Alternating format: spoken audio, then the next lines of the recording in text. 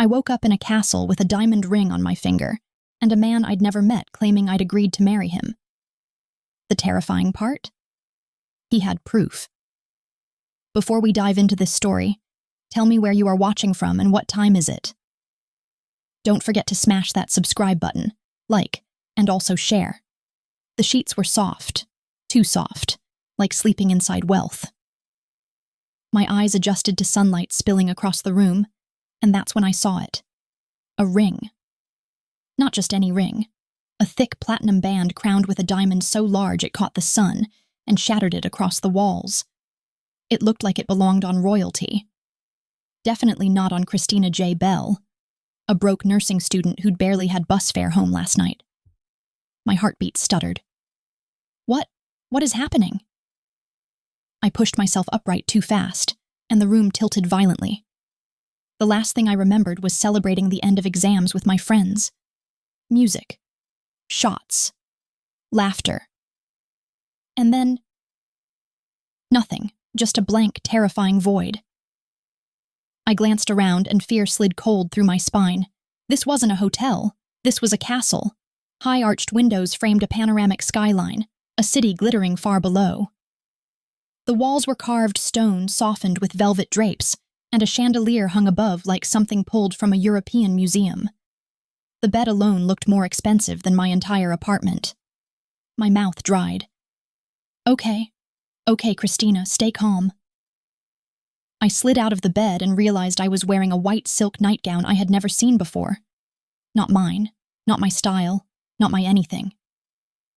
My voice cracked as I called out, "Hello? Is somebody here?" Footsteps. Soft, deliberate. A woman appeared in the doorway, older, dressed in a crisp uniform, posture straight enough to snap. "Good morning, Miss Rupert," she said gently. "Mr. Rupert asked me to check on you." My blood froze. "Miss who?" No, that's not my name. I'm Christina Bell, and I need my phone and my clothes because I think there's been a huge mistake." Her expression didn't flicker. "Your phone is charging in the east sitting room. Mr. Rupert will explain everything once you're ready." "Explain what? Why am I here? What happened last night?" "He's been waiting for you to wake up," she repeated with unnerving calm. "Please follow me." I followed because I had no idea what else to do, and because running through a castle barefoot with a diamond the size of a planet on my finger didn't seem like a winning plan. The hallways were even more unnerving. Marble floors polished to a mirror shine, framed portraits that watched like silent judges, fresh roses arranged with impossible precision. This wasn't luxury. This was power.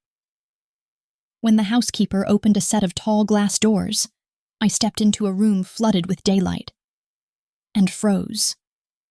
A man stood with his back to me, facing the window. Tall. Broad shoulders, tattoos snaking up his arms where his sleeves were rolled. The energy around him was sharp, controlled, and dangerous, the kind of presence that filled a room before he even turned around. He did turn, and the full weight of his gaze hit me like a punch. "Christina," he said, voice deep and steady. "You're awake." I swallowed hard. My palms went cold. "Who are you? Where am I?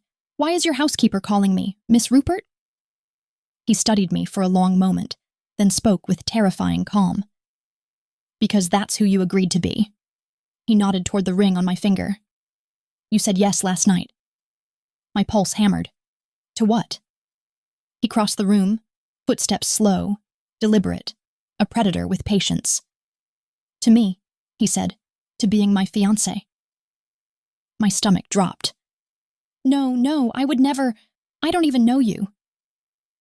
Without arguing, he pulled his phone from his pocket, tapped the screen, and held it out. There I was, in a castle courtyard lit by lanterns, wearing that silk nightgown and smiling like I had no worries in the world. A video version of me laughed breathlessly and said, "Brian Rupert? Yes. I'll marry you." And then proceeded to kiss him like I'd known him my whole life. My mouth fell open. That can't be real. It's very real. Brian said quietly. "And now we need to discuss what comes next." I stepped back, but he didn't move. Couldn't escape. Couldn't breathe. "What do you want from me?" I whispered. His jaw tightened. "Everything." And that was the moment my entire life tilted into a world I never asked to enter. A world where kings didn't need crowns, only power, shadows, and a girl who said yes without remembering. That's where my story really begins. For a long moment, Brian didn't speak. He simply watched me, shaking in a stranger's castle, wearing a stranger's ring, like he was studying every breath I took.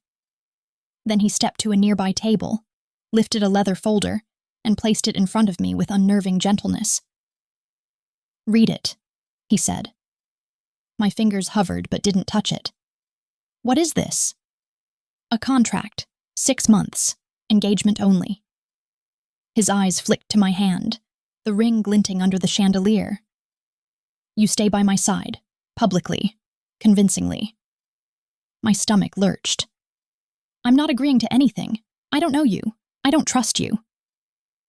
"You don't have to trust me," he replied, tone cool. "You only have to understand the stakes."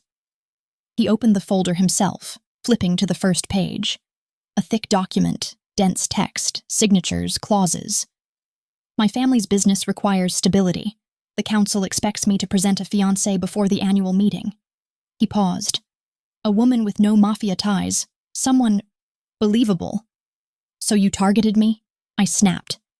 His jaw worked, but he didn't deny it. "I recognized an opportunity. You were willing last night. Enthusiastic, actually." "That wasn't me. I was drunk. And yet," he said quietly, "here we are." I backed away. "I'm leaving. Right now." "You can try." His voice was soft, but the warning in it made my skin crawl. I stormed to the nearest ornate doorway, only to find 2 silent guards standing there. Suits, earpieces, unreadable expressions. My heart stuttered. "This isn't a prison," Brian said behind me.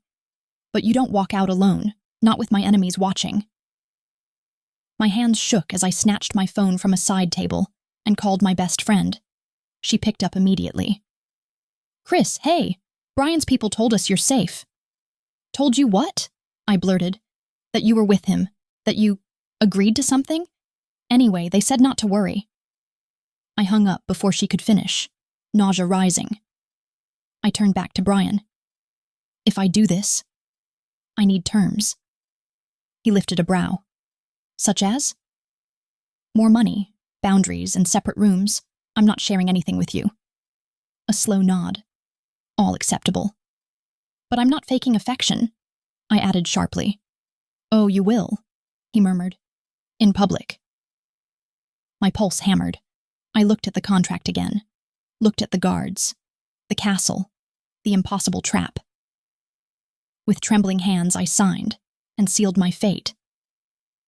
The moment my pen lifted from the contract, everything changed. Brian didn't smile, didn't thank me, just nodded once, like a general acknowledging a soldier who finally obeyed orders. Within an hour, I was swept into motion. A stylist appeared first. Not the friendly mall makeover kind.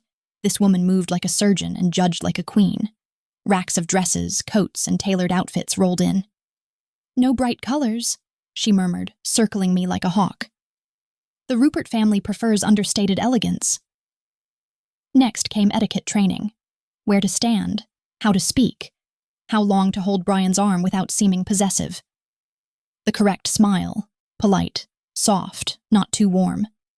Even my walk was corrected until it matched the effortless glide expected of someone in Brian Rupert's orbit. Then came the backstory. How we met. How we fell in love. Why I was perfect for him. Every lie tasted bitter. By evening, Brian entered the room in a dark suit, refined and unreadable. "Ready?" he asked. "No, absolutely not." But I nodded anyway. The Rupert estate's main dining hall felt like stepping into a lion's den. Long table, dim lighting, more guards than family. Every face turned as Brian led me in.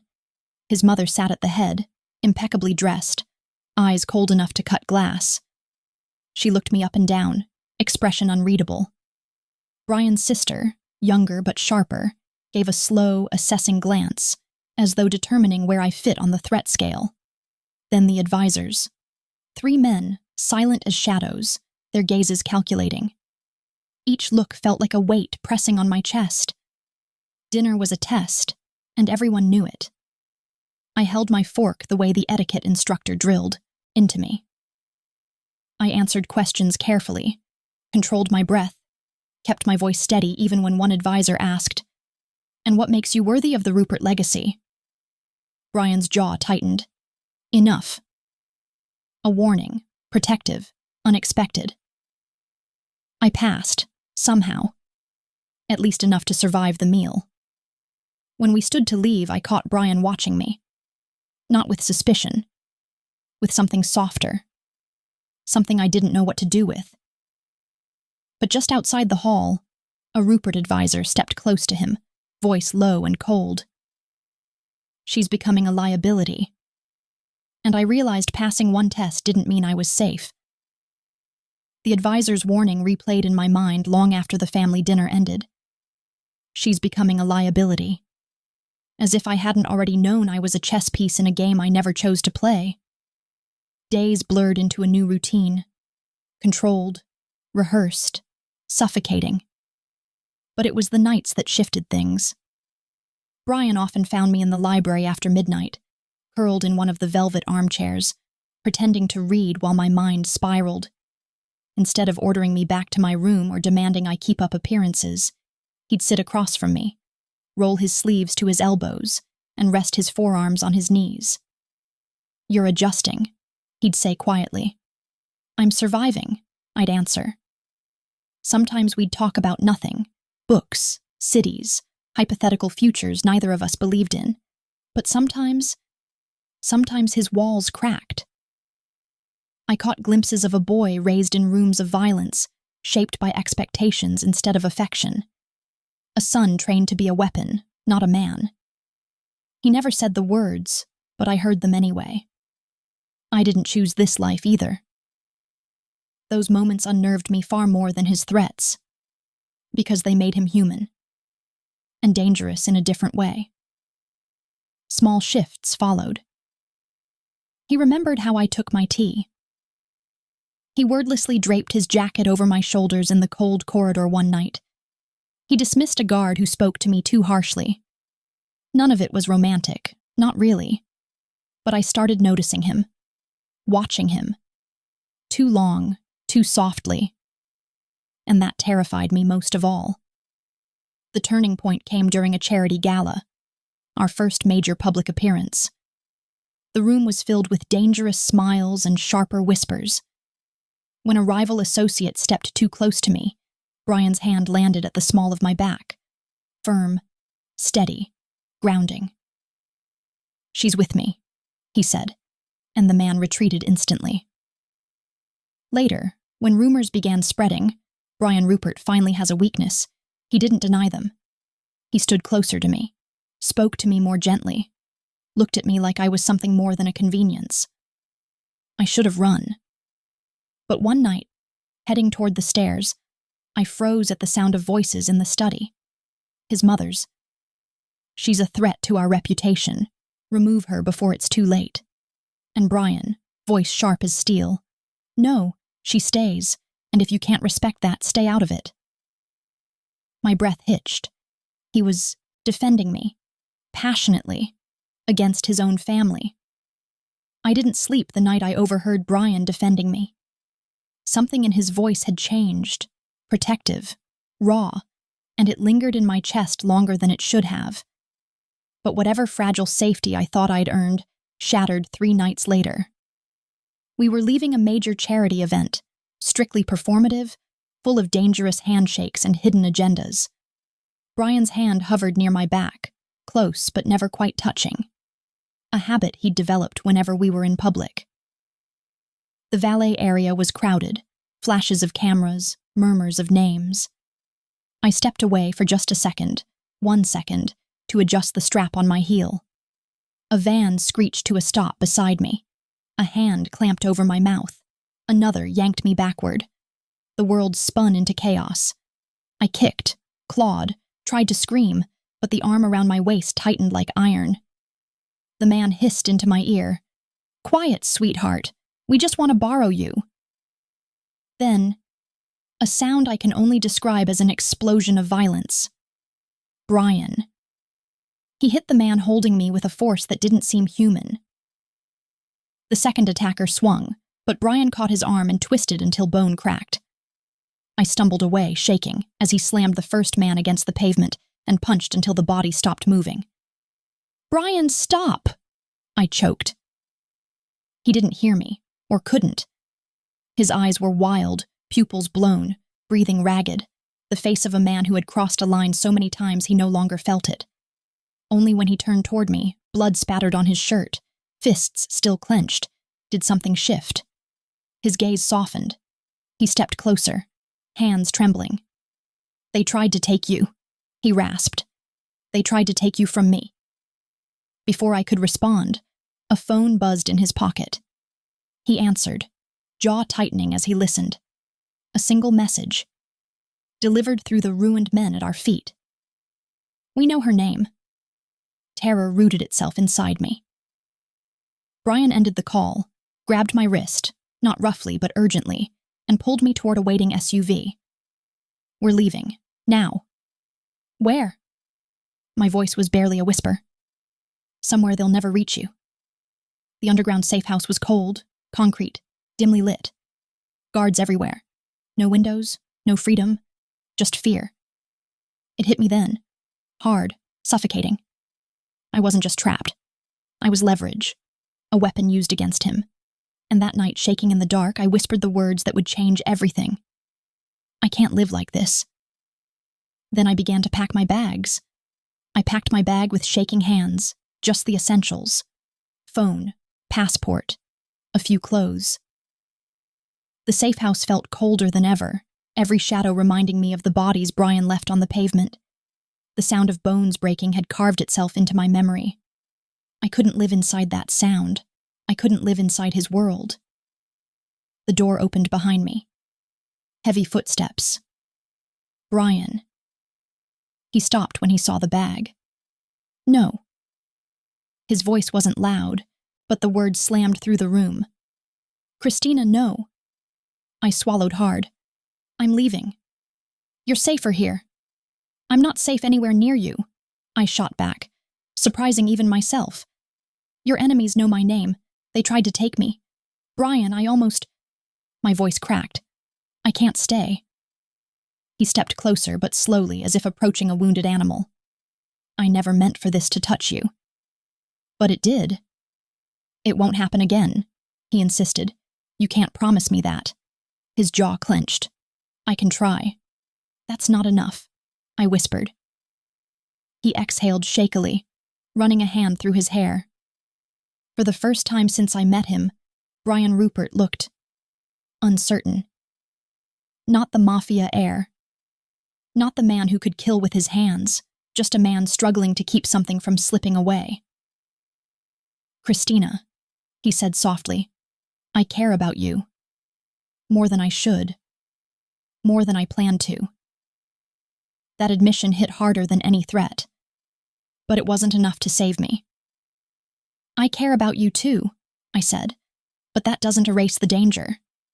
It doesn't change the fact that your world is killing people, and could kill me." He flinched. "I won't let them touch you." "You can't always be there, Brian." Tears blurred my vision. "And even if you could, I don't want a life where I'm protected like a hostage." Silence. Heavy. Suffocating. Then he whispered, "Don't go." It broke me, completely. But I lifted my bag anyway. "I have to." His eyes shuddered. Just like that, the armor came back. He nodded once, the cold, controlled Brian reclaiming his place. "Fine," he said. "But if you walk out that door, Christina, I won't chase you." That hurt more than it should have. But I left anyway. I took a cab back to my tiny apartment. Same peeling paint. Same flickering hallway light. Same silence. but I wasn't the same. Nights passed. I tried to return to normal, classes, work, grocery runs, but the ghost of Brian lingered everywhere. I'd catch myself checking my phone, waiting for a message that never came, and every morning I'd wake with an ache in my chest I couldn't name. Meanwhile, Brian sent only 2 texts. "Are you safe? I won't contact you again unless you want me to." I never replied, but I cried. More than I care to admit. 3 weeks after I left, my phone rang at 2:14 a.m., unknown number. I almost ignored it, until something in my gut twisted. I answered. A voice I recognized instantly, his sister, choked out the words that shattered me. "Christina, Brian's been shot." The phone nearly slipped from my hands. "What do you mean, shot?" I gasped. "Where is he? Is he alive?" His sister's voice trembled. "He's in critical condition. St. Arlen's Hospital, hurry." I didn't remember grabbing my coat, or my keys, or how I made it down the stairs of my building. My body moved faster than my mind could keep up with, fueled by a terror I had never felt before. A terror I thought I had left behind when I walked away from him. But it hadn't left me. The cab ride was a blur of red lights and whispered prayers. Please let him live. Please let him live. When I burst through the hospital doors, the world narrowed into chaos. Security guards, frantic staff, voices that sounded like echoes underwater. His sister spotted me instantly and pulled me into a crushing hug. "He asked for you," she sobbed. "Even before he passed out. He kept saying your name." My knees nearly buckled. A doctor led us down the hall, and when he opened the door, my breath left my body completely. Brian looked nothing like the unshakable man I'd known. He lay pale, still, hooked up to machines that beeped steadily but weakly. Bandages wrapped around his torso. An oxygen mask covered half his face. He looked breakable. He looked human. And he looked like he might slip away at any second. I moved closer, my fingers trembling as I brushed the back of his hand. "Brian," I whispered, voice cracking. "Why did you let this happen? Why weren't you more careful?" His lashes fluttered. Then slowly, painfully, his eyes opened. "Christina." His voice was hoarse, barely a thread. But hearing my name in that tone, relief, disbelief, longing, shattered me. A sob tore out of me before I could stop it. I pressed my forehead to his hand. "I'm here. I'm right here." He swallowed, wincing. "Didn't think you'd come." "I shouldn't have left," I cried. "I was scared. I thought walking away would protect me, but I never stopped." My voice broke again. "I never stopped loving you."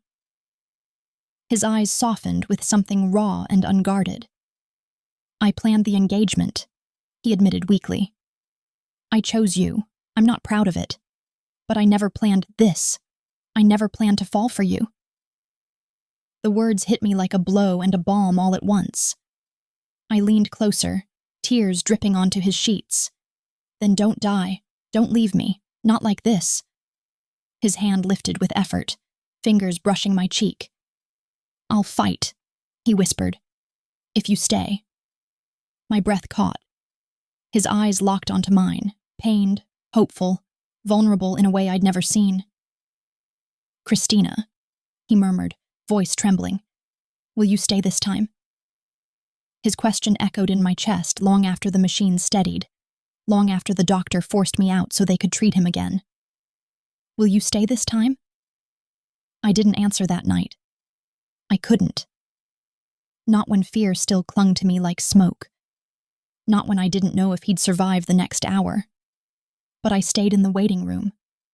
And the next morning. And the next. I stayed. When Brian finally improved enough to sit up without gasping, he asked me again. Not in words, but in the way he looked at me. Less like a man who owned an empire and more like a man terrified of losing the one thing he couldn't replace. "I'm not here out of pity," I told him quietly, adjusting the blanket over his legs. But if I'm staying, things have to change.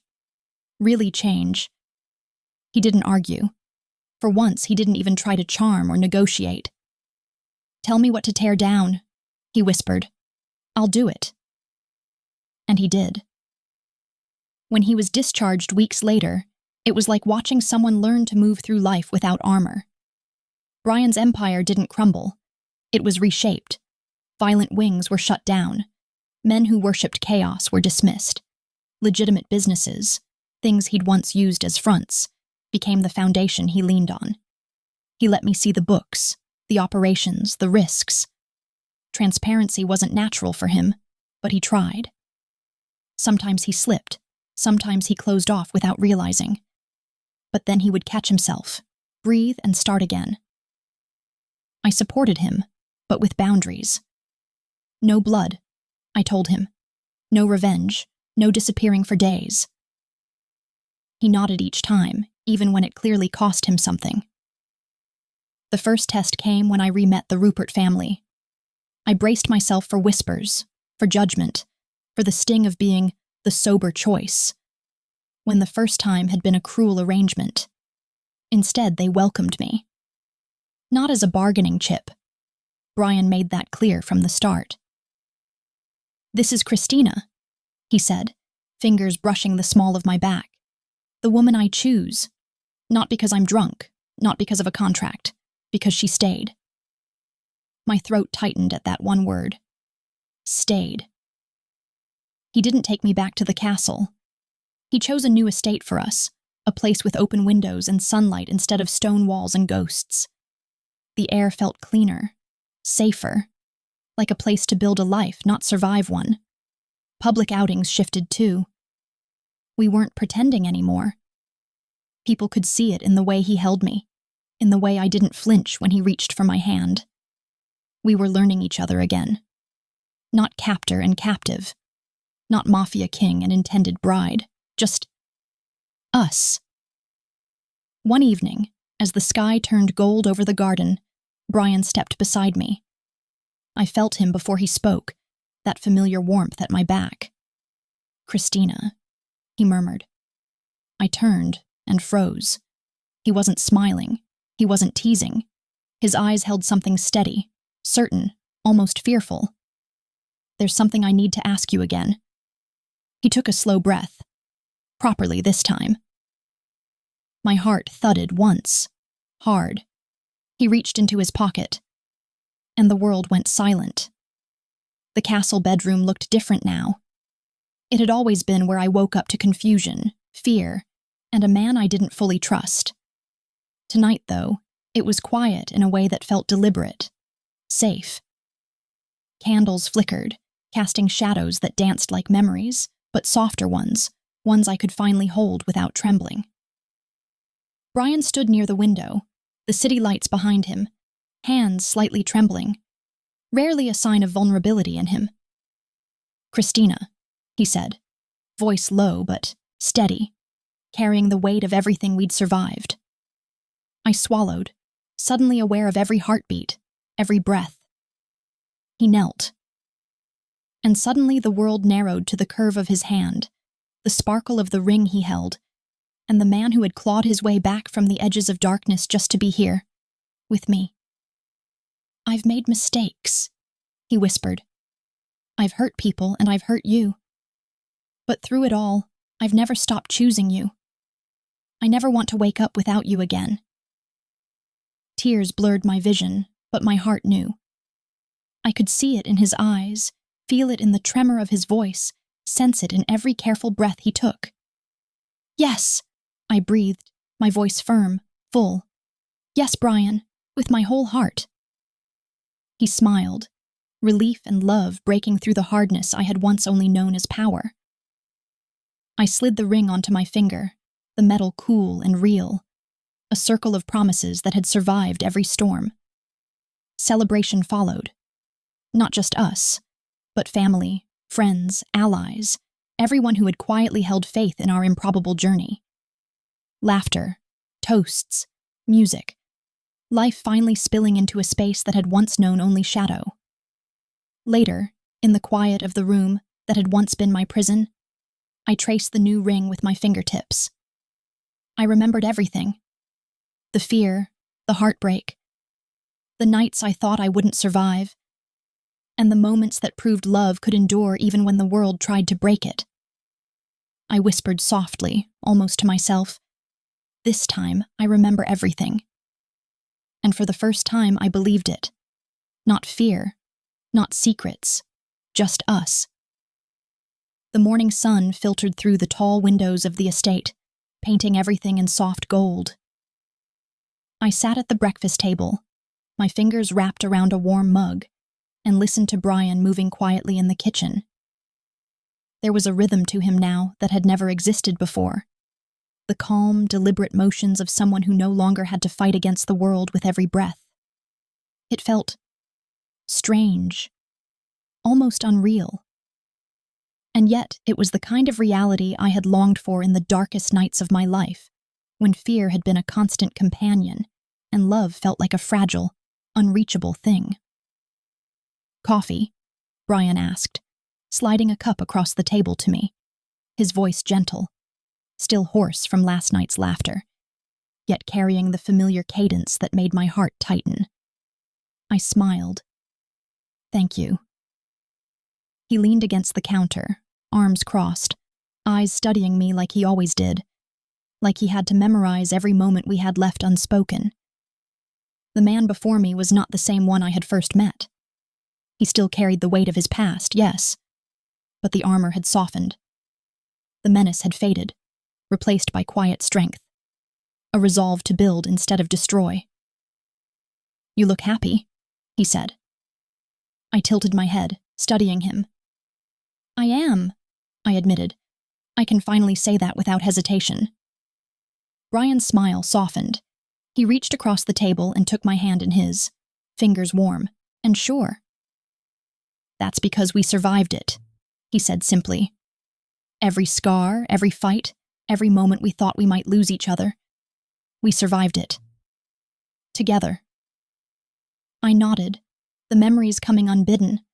Hospital corridors, whispered confessions, moments of terror that had once felt like the end of the world. I traced the faint scar near his thumb, a remnant from that night I had thought he might not come back. It was a small thing, but it told a story that no words ever could. Survival, forgiveness, and love that endured despite everything. We didn't speak much after that, not because there was nothing to say, but because the silence between us had become comfortable. It was a different kind of intimacy, the one that comes after chaos, when you've seen the worst of someone and chosen to stay anyway. Breakfast was a quiet affair, punctuated by laughter from the staff who had grown accustomed to our unconventional but genuine presence. They had stayed with us through the transition, witnessing the Empire's slow transformation from fear to legitimacy. Brian had insisted on keeping many of them, rewarding loyalty, but making it clear that violence would no longer have a place in the operations he now considered his responsibility. After breakfast, we wandered through the estate's gardens. The air smelled faintly of jasmine and freshly turned soil. The world outside still existed, its chaos, its danger. But here, in this space Brian had painstakingly crafted for us, peace felt tangible. "I still can't believe we're really here," I whispered, running my fingers along the petals of a rose. Brian's hand brushed mine, thumb stroking lightly. "We made it," he said, "and we're not going anywhere." There was a pause, the kind of silence that held both reflection and anticipation. I looked up at him, really looked, and realized how much he had changed, not just in his actions, but in the way he allowed himself to be seen. The vulnerability that had once terrified him was now something he wore with quiet pride. "You know," he said, his voice low, "I think about the past sometimes, about the things I did, the people I hurt, the way I treated you. I can't take those moments back." I shook my head. "You don't have to. We're here now. That's what matters. The rest, It's the proof that we can survive, that we can choose differently. He smiled, a small, almost shy curve of his lips. I like that. Choosing differently. That's what you brought into my life, Christina. Not love that's forced or bought. Not fear disguised as loyalty. Just real choices. And I want to keep making them, with you. The day stretched ahead of us, filled with small domestic joys, unpacking boxes, sorting through artifacts Brian had kept from his old life, and curiously laughing over items he insisted were important relics of business wisdom that now seemed almost comical in this light-filled home. There was an ease in it, a rhythm that had been impossible in the past. In the afternoon, the Rupert family arrived for a casual lunch. The air was lighter than I could have imagined. They smiled without hesitation, and laughter flowed freely. I watched Brian interact with them, not as a man to be feared, but as someone who had earned trust through change and persistence. His charm was still there, yes, but tempered by humility, by a visible effort to be better. And the best part? They saw me, not the contract I had once been, but the woman who had stayed, who had insisted on boundaries and love and real connection. As we celebrated in the sunlit gardens, I realized that danger, heartbreak, and betrayal had not destroyed me. They had forged me, like steel tempered by fire, stronger and sharper than I had known I could be. And love, real, chosen love, was now my sanctuary. Later, as dusk painted the sky in shades of pink and violet, Brian and I found ourselves alone in the quiet of the estate's main hall. The candles were lit again, casting long shadows across the marble floors. I felt his hand find mine, fingers interlacing as naturally as breathing. "Christina," he murmured, almost reverently, "I never want to imagine life without this. Without us." I squeezed his hand, tracing the subtle line of his scars and the faint tremor in his grip. "Neither do I." We moved to the balcony overlooking the gardens, the city lights twinkling in the distance. There was a stillness here that felt almost sacred. I leaned into him, resting my head on his shoulder, breathing in the scent of him. Aftershave, warmth, the faint trace of tobacco from long past habits he no longer indulged in. He kissed the top of my head softly. "You remember the first time you woke up in this castle?" he asked. I nodded, a shiver running down my spine. I remember everything. The fear, the confusion, the moment I realized I had no idea who I could trust. "And now?" he prompted, voice a low rumble. "Now." I traced the ring on my finger, the circle of gold and diamonds that held promises beyond words. "Now I know exactly who I trust, who I love, who I choose." Brian smiled, and I felt it.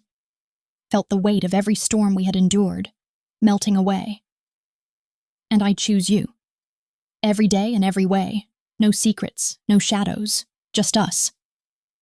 The night deepened around us, quiet and vast. I leaned into him, heart steady, knowing that the terror of the past could never touch me here. Not now, not ever again. We spoke of trivial things, future travels, new business ventures, the possibility of children someday. But beneath the surface of conversation, there was the unspoken truth. Survival had forged a bond nothing could break. Every whispered promise, every unguarded glance, every deliberate act of care had built a foundation stronger than fear, richer than wealth, more enduring than vengeance. I thought of the hospital, of nights spent pacing and praying, of every moment I had believed I might lose him, and I realized that every heartbeat of terror, every tear, had led me here, to this quiet certainty, to this hard-won peace. "Christina." Brian's voice broke my thoughts. I looked up. His hand cupped my face, thumb brushing along my cheek. "Do you ever think about how far we've come?" "I do," I said softly, "and I never want to forget. Not the fear, not the heartbreak, not the love that survived it all." He kissed me then, slow and deliberate, like sealing a promise in the air between us. And in that kiss, I felt the weight of every past mistake, every dangerous encounter, every scar, physical and emotional, melt into a quiet understanding. Love, in its truest form, was ours, real, chosen, unbreakable. The rest of the evening passed in a gentle rhythm. We danced in the main hall, the soft echo of our footsteps filling the space with warmth. Outside, the world was as unpredictable as ever. But inside these walls, there was only certainty. A life built deliberately, tenderly, and without fear. As I finally settled into bed that night, tracing the new ring on my finger, I whispered softly to the quiet room, to the ghosts of fear that once haunted me, to the future I had fought so hard to claim. This time I remember everything, and I knew, with the deepest part of my heart, that I wasn't waking up from this. No fear, no secrets, just us,